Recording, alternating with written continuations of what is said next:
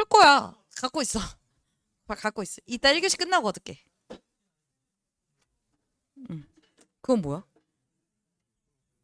아. 왜 나와요? 왜 나와요? 아, 화장실.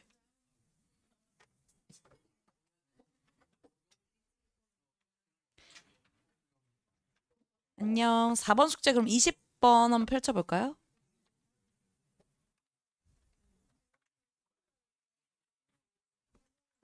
지난 시간 우리 해와야 되는 숙제에 20번. 응.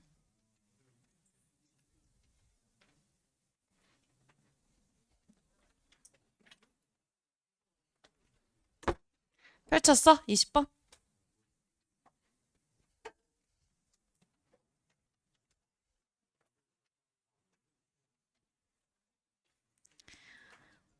펼치라고 몇 번 말해야 펼칠 거야. 이놈의 새끼들.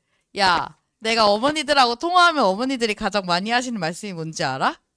우리 애가 너무 느려요야. 그래서 뭐가 이렇게 느린가요? 그러면 가방을 정리하라고 해도 느리고 나오라고 해도 느리고 책을 펼치라고 해도 느리고 그 모든 행동이 가방 문 열 때도 이렇게 펼치. 저 그거 뭔지 알아요. 숙제를 펼치라고 해도 애들이 펼치질 않아요. 제발 펼쳐줘. 20번. 어쩌? 자, 우리가 물질들이 반응할 때 에너지 출입에 대해서 배우고 있었고, 물질이 가진 고유한 에너지를 엔탈피라고 부른다고 했었어요. 반응물이 생성이 될 때, 생성물로 바뀔 때 엔탈피에도 변화가 생기고, 그 변화값, 엔탈피 변화를 반응 엔탈피라고 부르지. 반응 엔탈피 델타 H는 0보다 작을 때 이 반응이 열을 방출하는 발열 반응이다. 이렇게 얘기했었고, 열이 방출될 때 주위 혹은 계의 온도가 올라간다라고 얘기했었어. 이 온도가 올라갈 때 주위의 엔트로피 변화를 생각해 보면 뜨거워지면서 분자 운동이 활발해지니까 더 불안정해지는, 그러니까 더 무질서해지는 발열 반응이 일어날 때 주위의 엔트로피 변화가 증가하는 과정이다. 이렇게 얘기했었고, 어떤 분들이 선생님 발열 반응은 주위뿐만 아니라 개의 온도도 올라가니까 개도 같이 무질서해지나요? 라고 물어봤었거든. 주위의 엔트로피 변화와 개의 엔트로피 변화를 판단하는 기준이 달라. 주위라고 하는 거는 워낙 광범위하기 때문에 개의 입장에서 온도가 방출되는지 흡수되는지만 가지고 판단을 했다면 개라고 하는 영역은 한정되어 있잖아. 그러니까 얘의 무질서도를 판단하는 게 쉽단 말이야. 그래서 개의 무질서도는 고체보다 액체보다 기체 엔트로피가 높으니까 기체 분자가 만들어지는 과정인지 혹은 기체 분자의 개수가 늘어나는 과정인지를 보기로 했고, 만약에 이렇게 상태 변화가 없고 기체 분자 수의 변화가 없다면 물질이 섞이는 과정, 소금이 물에 녹는다든지 설탕이 물에 녹는다든지 뭐 이런 것들이 개의 무질서도를 증가시키는 거다. 이렇게 얘기했었지. 괜찮아요? 그럼 가부터 한번 볼게요. 가의 깁스 프리 에너지 델타 G가 286이냐 혹은 이것보다 작냐 크냐 이렇게 물어봤는데, 반응의 자발성을 판단할 수 있는 이 델타 G는 마이너스 T, 그러니까 절대 온도의 음수에다가 우주의 엔트로피 변화로 정의된 값이었기 때문에 우주의 엔트로피가 증가하는 방향이 자발적이었다면 여기다 마이너스 T를 곱한 델타 G는 작아지는 과정이 자발적인 과정이다. 이렇게 얘기했었잖아요. 그쵸? 그럼 이 가에서 델타 H 286 빼기 온도가 거의 변화 없다고 생각하는 그 일정한 온도의 개의 엔트로피 변화를 빼서 판단을 해보자라는 거지. 개의 엔트로피 변화는 기체가 생기면 무질서해지는 거거든.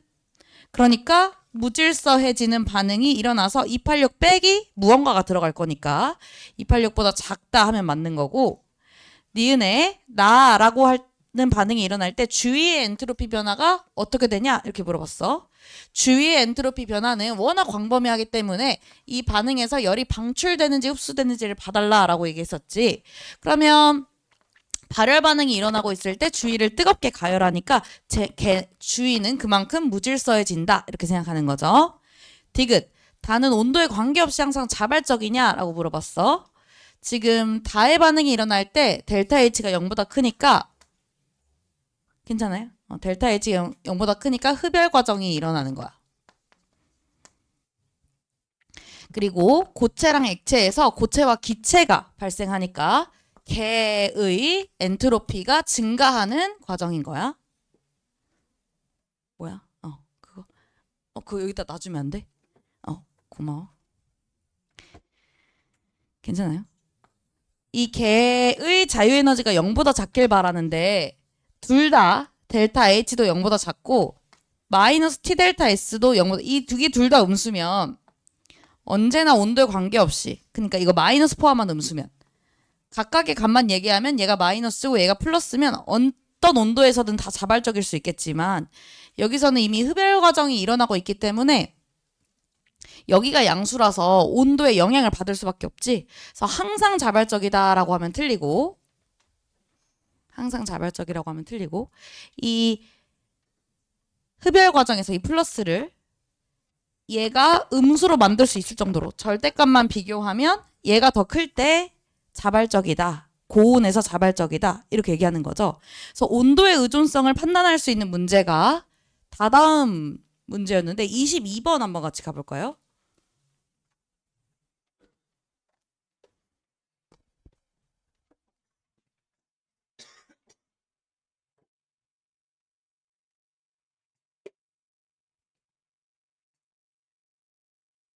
반응이 3개가 있고 온도에 따른 자유에너지 플러스 마이너스 부호 변화가 이렇게 A, B, C 3개가 있어. 가나다가 각각 A, B, C에 매칭이 돼야 돼. 이 델타 G는 0보다 작을 때 자발적이지. 자발적인 영역만 보자면 A의 경우에는 여기 X절편보다 온도가 낮을 때, 즉 저온에서 자발적인 거. B도 마찬가지야. X절편 T1이라고 하는 온도보다 낮을 때 델타 G가 0보다 작으니까 저온에서 자발적인 거고 C는 특정 온도 X절편보다 커질 때 델타 G가 음수로 가니까 얘는 고온에서 자발적인 반응이야. 즉 A, B, C는 모두 온도에 영향을 받는 항상 자발이나 항상 비자발이 아니라는 거거든. 좀 외우기 어려우면은 쌤은 어떻게 공부했었냐면은 밑에 이렇게 4분면 한번 만들어 볼까? 4분면? X축, Y축. 나는 어렸을 때 어떻게 생각했었냐면은 이 X축에 엔트로피를 넣고 Y축에 엔탈피를 넣는 거야, 변화를. 그럼 엔탈피 변화가 크잖아? 양수잖아? 그럼 흡열이고 음수면 발열이야. 어쨌든 반응 입장에서 엔탈피 변화만 봤을 때 이렇게 발열 반응이 일어나면 안정한 물질이 만들어지는 거잖아. 그러니까 델타 H가 음수인 게 그래도 자발적인 거에 좀 더 가깝지. 괜찮아? 그러니까 델타 H가 이렇게 마이너스인 쪽에서 안정한 물질을 만들면서 무질서한 정도까지도 증가해버려. 그러면 안 자발적일 수 있어? 무슨 말인지 알아? 델타 H가 0보다 작으면 발열 반응이 일어나면서 생성물이 안정하잖아. 안정한 건 만들 수 있어. 게다가 델타 S가 증가해. 무질서하기까지 해? 좋아, 안 좋아? 좋지. 그래서 여기는 항상 자발이야.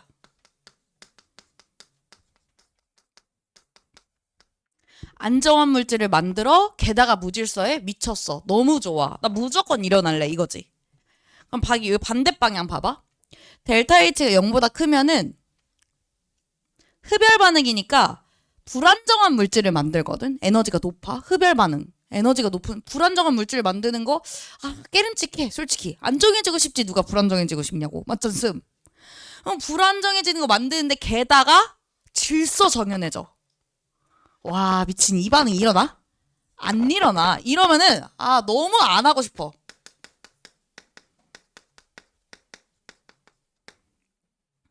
괜찮지? 괜찮지? 그럼 이제 이 둘 다 양수거나 둘 다 음수일 때 온도의 영향을 받아서 자발성이 결정이 되는 거야. 여기서 델타 G가 0보다 작으려면은 이 엔트로피가 온도 이게 델타 H 빼기 T 델타 있으니까 이 영역에서는 이 엔트로피가 온도 영향을 받고 음수로 만들어 버리는 거거든. 즉 고온에서 자발적인 거고, 여기는 델타 S가 0보다 작으니까 이게 음수니까 괜찮아? 이 부호를 플러스로 만들어 버리잖아. 그럼 얘가 이기면 안 되잖아. 델타 H가 음수인 게 이겨야 되는 거잖아. 그러니까 이 T가 작은 저온에서 자발적이, 나는 이렇게 4분면으로 나눠서 학생 때 공부했었어. 항상 자발적이고 비자발적인 영역에서 오른쪽 위는 T가 높을 때, 뭔가 이쪽은 뭔가 높아야 될 것 같잖아. 1, 4분면 뭔가 양수 느낌 있잖아. T가 높을 때, 낮을 때. 괜찮아요? 그래서 여기 C는 혼자 고온에서 자발적인 거니까 여기 영역이야. 둘 다 플러스, 풀풀. 여긴 저온에서 자발적이니까 둘 다 마이너스거든. 그럼 여기 델타 H가 이미 마이너스인 애들은 이 A와 B에 적용이 돼야 되는 거지. 그러면 C는 여기 가에 적용이 돼야 되는 거니까 풀풀 H랑 S의 변화, 델타 H와 델타 S가 양수인 반응이어야 되는 거야. 그래서 가의 X가 0보다 크다. 디귿이 맞는 거야. 괜찮아요. 그다음에 A와 B는 나와 다 중 하나인데 각각은 어떻게 매칭을 할 거냐라고 하면 여기 X절편도 가능하겠죠. 여기 요 X절편 A랑 B의 요 X절편도 가능하고 혹은 연장을 해서 Y절편도 가능하겠지. 델타 G는 마이너스 델타 H 빼기 T 델타 S다. 이렇게 얘기했잖아요. 그럼 지금 온도에 따른 그래프를 그렸어. 근데 요게 음수였기 때문에 요게 양의 기울기를 가진 거란 말이야. 여기도 같이 음수가 돼서 여기 Y절편이 찍힐 거지.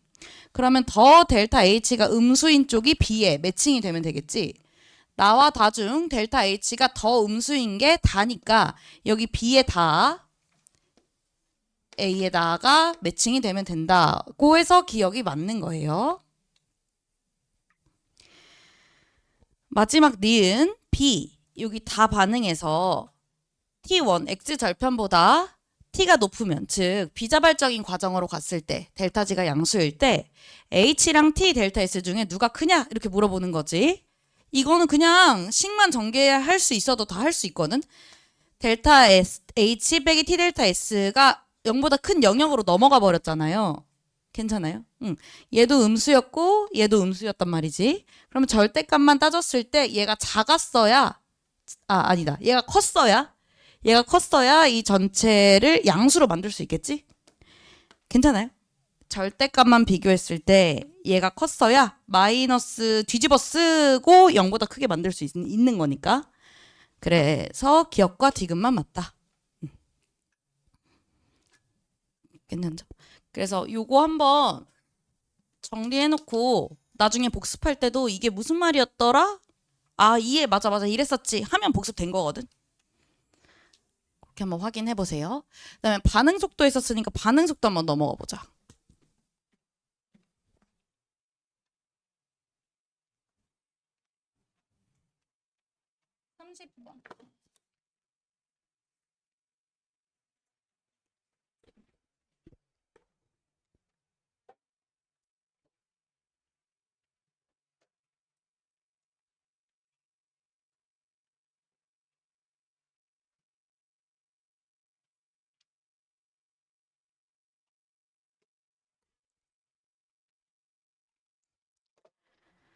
자, A라고 하는 물질 몇 개가 만나서 B라고 하는 물질 몇 개로 바뀌는지 알려주지 않은 반응식에 대해서 초기의 농도를 가와 나의 8개, 같은 통에 8개 넣어놓기, 4개 더 넣어놓기 서로 다르게 만든 뒤에 변화를, 시간을 이제 시간을 지나가게 하면서 보는 건데요.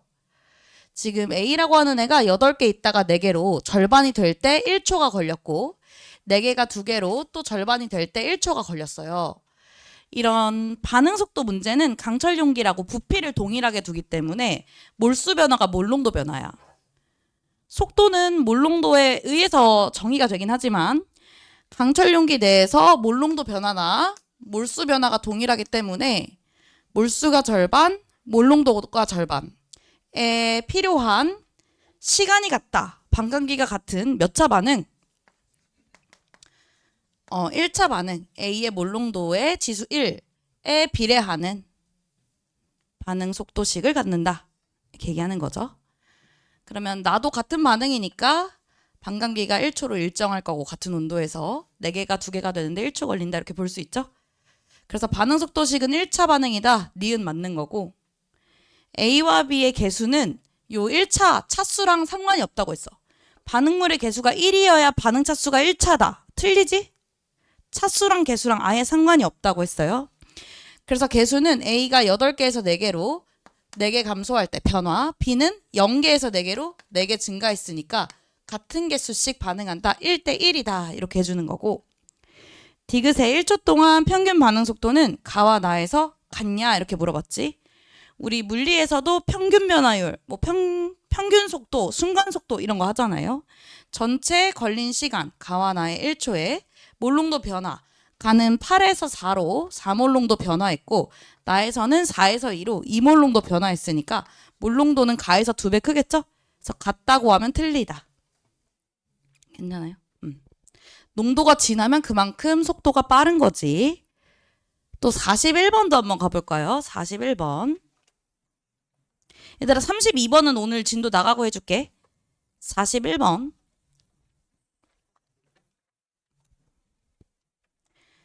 다음은 A로부터 B가 생성되는 반응인데 보통은 문제의 난이도를 쉽게 하고 싶으면 A만 넣어요. 근데 이 문제 잘 읽어보세요. 표는 온도 T에서 강철 용기에 누구랑 누구를 넣었대? A랑 B를 같이 넣었대. 생성물은 반응에 참여하지 않고 그냥 누적되어 쌓여있는 거거든. 그래서 처음에 있던 B는 신경 쓰지 말고 넣어줬던 A만 어떻게 소모되는지를 보고 양적 관계를 보는 거야. 이때 A 하나가 B 2개가 되는 1차 반응이고 1차 반응을 보자마자 반감기가 일정하다 를 통해 문제를 풀어주셔야 돼요. 지금 처음 시작할 때 A는 4몰농도 있었고 반응에 참여하지 않는 B는 얼마 있었는지 몰라. 여기서 T초 지나가고 또 T초 지나가면 A가 4분의 1로 줄어들거든. 이 얘기는 반감기를 2번 거쳤다는 거야. 그래서 A는 4, 2, 1, 2분의 1 이렇게 몰농도가 감소할 거고요.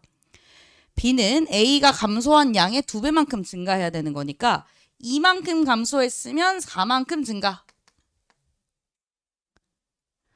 한 번 4 증가했으면 증가하는 폭이 계속 절반이 되는 거거든. 4 증가 다음에 2 증가, 2 증가 다음에 1 증가 이렇게 표현해주면 X의 값을 구할 수 있는 거지. A와 B몰농도 합이 8몰농도니까 X는 2분의 1 몰농도다. 원래 있었던 양이.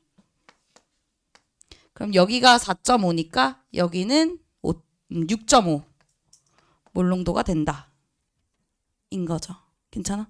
B는 반응에 참여하지 않으니까 그냥 시작이 0이 아닐 뿐 누적해서 쌓이는 양적 관계는 반응식 따라가 주면 된다. 이렇게 돼요. 괜찮죠? 그래서 오늘은 뒤에 반응 속도 마무리하고 모의고사 볼 건데 우리 뭐 배웠지? 첫날? 기체 상태 방정식 배웠고 둘째 날 액체랑 용액의 농도, 몰농도, 몰랄농도, 몰분율 이런 거, 퍼센트 이런 거. 그다음에 증기압력 올라가 내려가. 증발 잘해 못해. 못해. 증기압력 내려가. 끓는 점 올라가 내려가. 라면 얘들아 너네 그런 거 있잖아. 만약에 내기를 해. 뭐 만원빵 뭐 어쩌고 내기해. 아니면은 뭐 한 대 맞기, 원펀치 이런 거 내기할 때 뜨거운 물에 손 넣기 이런 거 안 해요? 그런 거 안 해요? 그러면 맹물에 끓는 물 vs 국밥. 존나 뜨거운 국밥. 어디에 손 넣는 게 이득이야? 맹물이 낫다 이거지.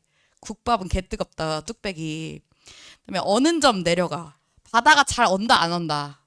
안 언다. 삼투압 저농도에서 고농도로 농도차가 크면 더 잘 용매가 이동한다. 이런 거 배운 거지. 그다음에 반응 엔탈피 방금 했던 거. 반응 속도까지 볼 건데요. 보고 쌤이 가장 많이 틀린 부분은 어떻게 공부하면 될지 써줄 테니까 그 문자로 보내줄 테니까 참고해서 까먹지 말고 공부해 오시고 겨울방학 때는 화원을 하셔야 될 거야. 왜냐면 당장 1학기 때 내신을 봐야 되니까 화원 전범위 공부를 할 건데 내가 지금 요 물질과 에너지를 어려운 문제를 안 풀어본 것 같은 게 살짝 불안하다. 나 좀 어려운 문제까지 더 문제풀이에 좀 더 집중한 걸 하고 싶다. 그러면은 겨울방학 전에 한번 선생님이 문제풀이를 간단하게 뭐 몇 회만 딱 해가지고 양적 관계랑 하려고 하거든. 그때까지 좀 까먹지 말고 가지고 오셨으면 좋겠고 영상도 계속 오픈해 둘 테니까 계속 문제 안 풀린다 싶으면은 확인하시고 언제든지 저한테 질문하셔도 돼요. 알겠죠? 그러면 책으로 돌아가 봅시다. 책 어디냐면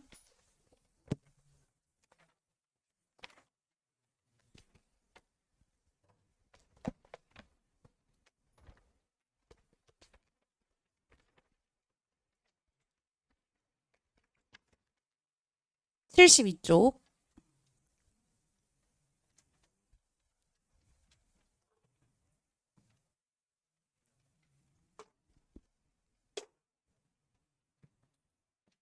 더워?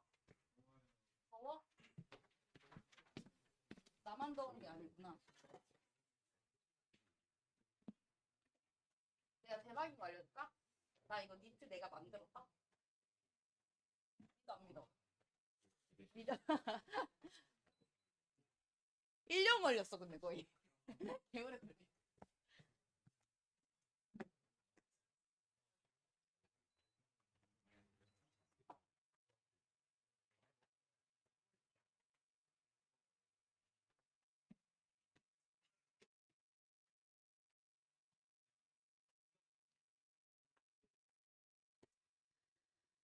자, 우리가 어떤 반응이 일어날 때 반응 속도 어떻게 구하냐면 간단하게 A가 B가 되는 반응이라고 하면은 A의 몰롱도는 증가해 감소해 반응물. 감소해. A의 몰롱도는 감소해. 시간당 얼마나 감소하는지 표현하는 거. 그다음에 B는 몰롱도가 증가하지. 몰롱도의 변화. 시간당 얼마나 증가하는지를 표현하는 게 반응 속도야. 근데 이 반응의 반응 속도는 A로 표현하든 B로 표현하든 같아야 돼, 달라야 돼. 반응의 반응 속도는 같아야 되지. 그래서 얘네의 개수가 있으면 나누어서 같은 반응의 반응 속도를 표현하자. 일정한 값. 그래서 반응물의 경우에는 음수까지도 붙었다. 이런 얘기를 했었어. 근데 이런 반응 속도 말이야.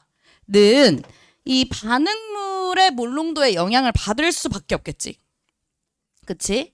그래서 이 반응물의 몰롱도에 몇 차, 1차, 2차, 혹은 0차, 3차 이렇게 가능하고 이걸 반응 차수라고 부른다고 했고 이 반응의 몰롱도에 완벽히 속도를 표현하기 위해 상수 하나를 붙여야 되는데 이게 반응 속도 상수 K다 이렇게 얘기를 했었거든. 이 반응 속도 상수 K는 어떻게 결정이 될까? 무엇에 영향을 받을까를 공부하는 시간이에요, 지금은. 이건 아레니우스라고 하는 아저씨가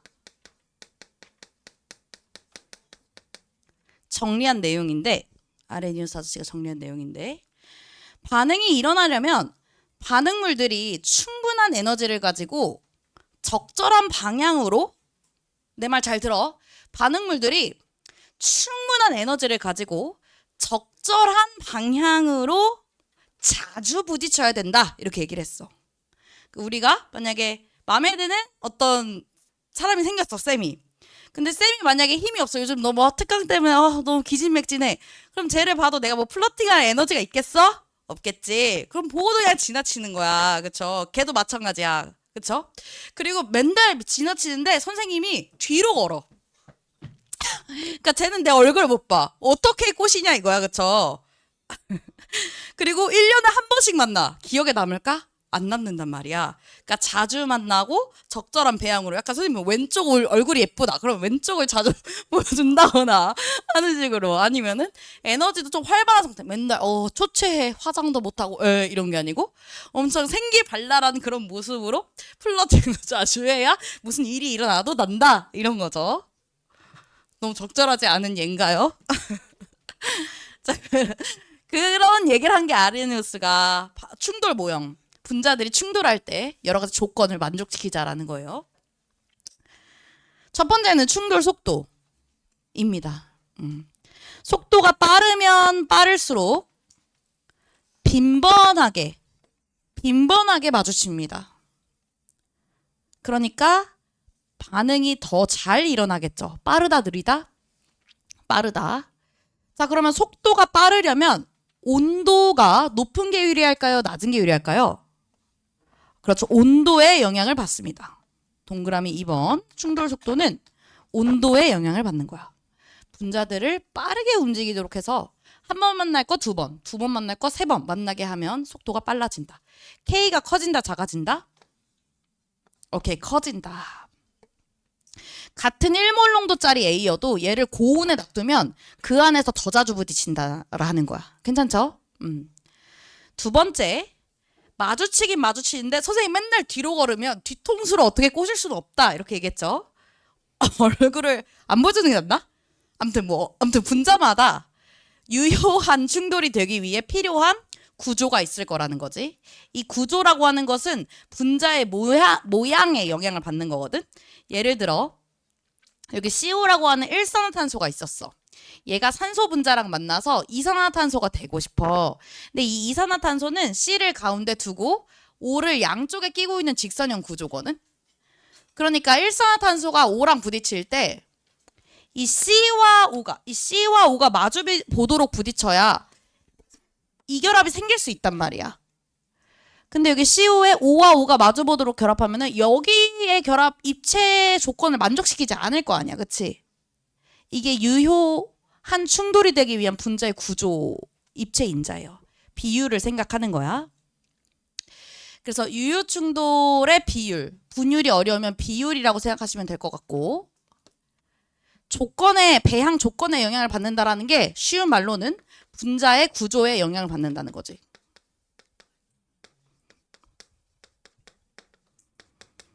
그러니까 복잡하게 생기면 조건을 만족시키기 어려운 거야. 막 분자가 막 이렇게 생겼어. 막 이렇게 생겼어.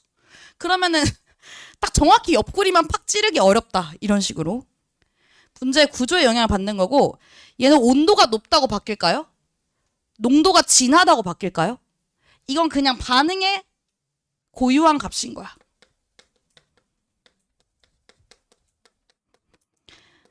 어떤 반응이 정해지면은 반응물의 구조는 고정이지.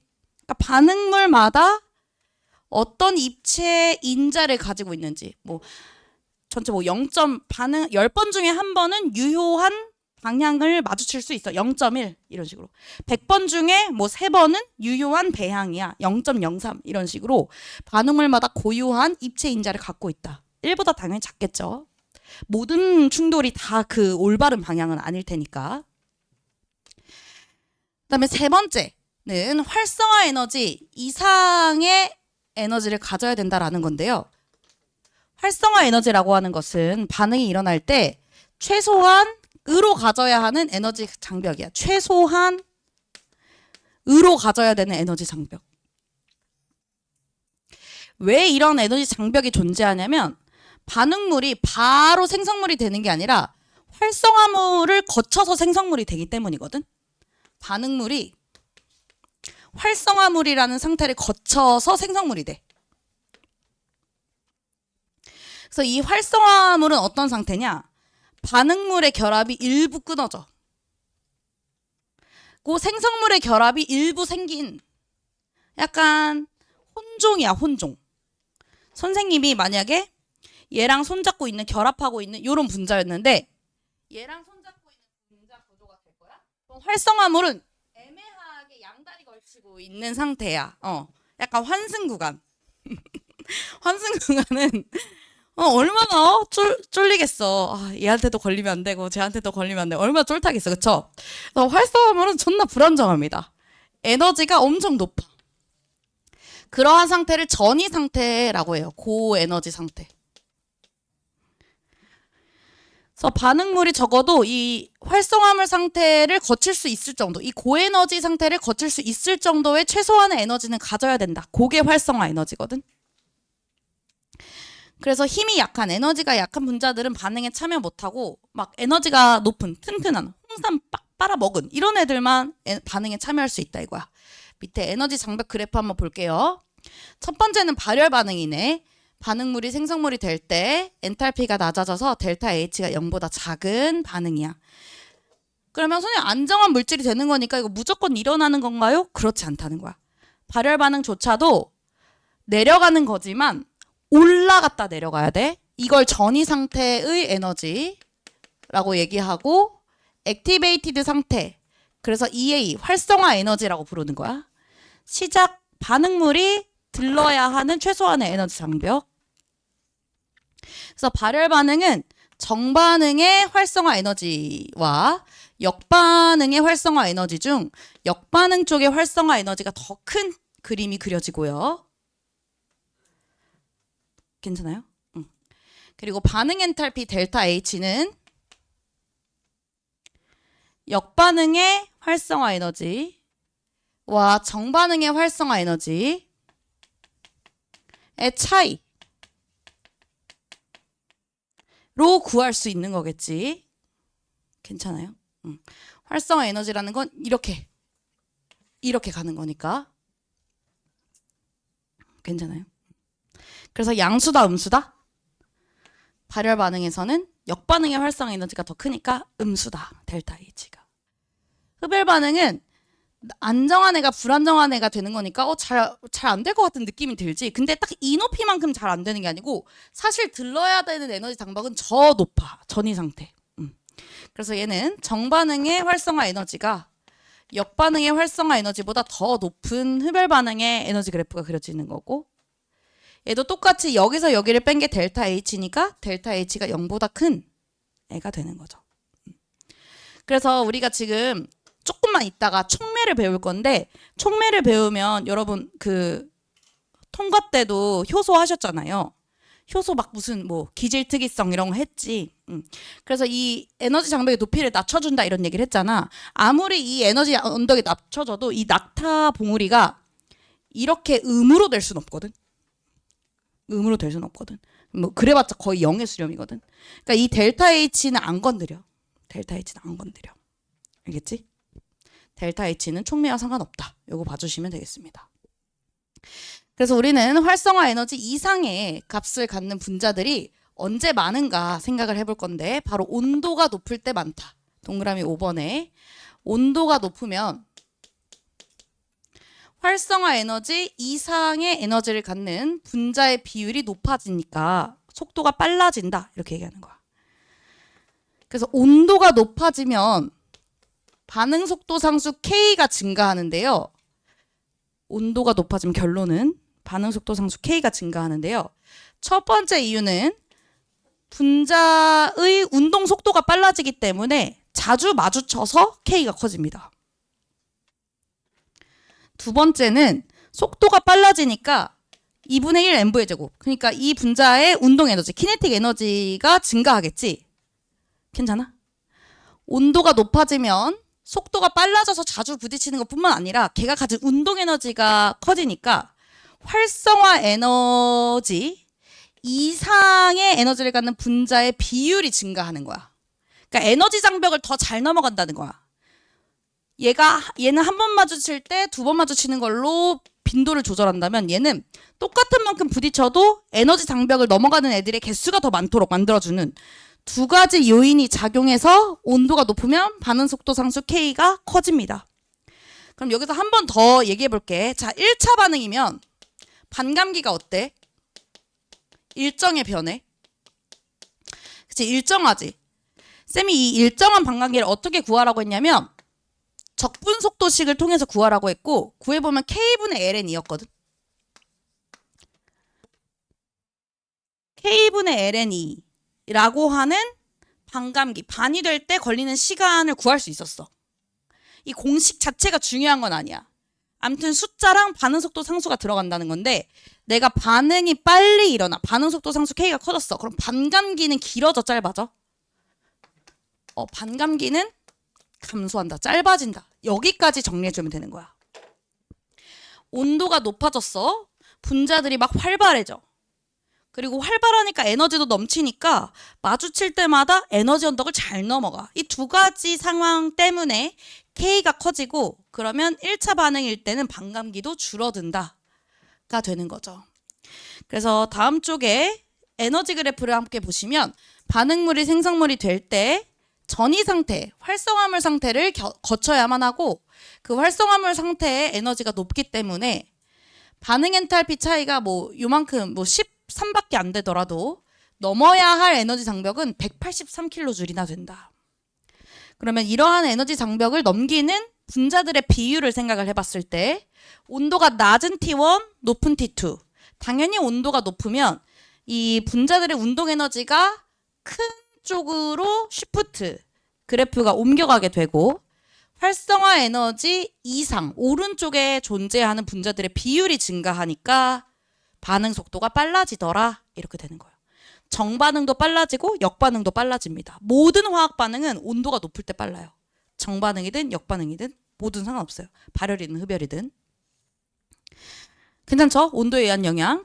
자, 두 번째는 촉매에 의한 반응 속도 영향을 한번 볼 건데 촉매라고 하는 애는 자기 자체가 변화하진 않아. 반응물은 자기의 결합이 끊어지면서 생성물로 변화하지만 촉매는 변화하진 않아. 변화는 없지만 반응에 어떻게 참여하냐면 전이 상태와 결합해.